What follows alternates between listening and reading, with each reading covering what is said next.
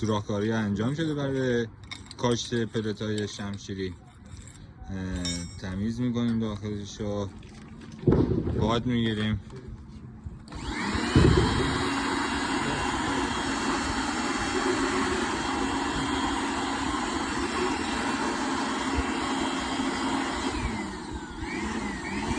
این سوراخی هم که الان دارن باید میگن که بزرگتر شده بابت اینی که به میگر شده، مجبور شدیم که بکشیم 1 سانتی این سمت.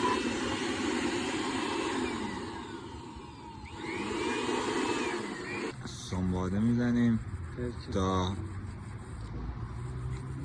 خالی بشه داخلش، اصلا گرد خاکی نباشه مجدد باد میگیریم.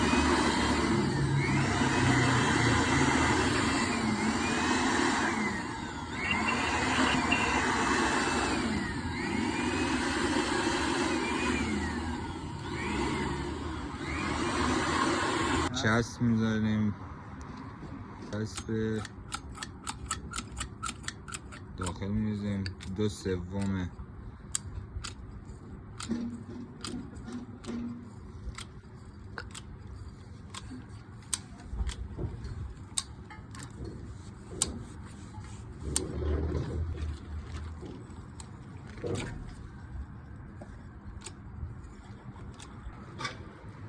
ببینید چسب زده بیرون.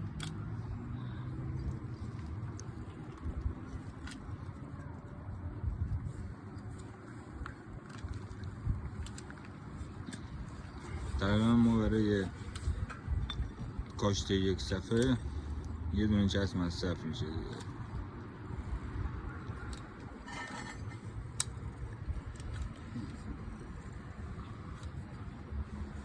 هم باید تمیز بشه که چسب صفر میشه، بعد باز نیاز به سنگکاری داره.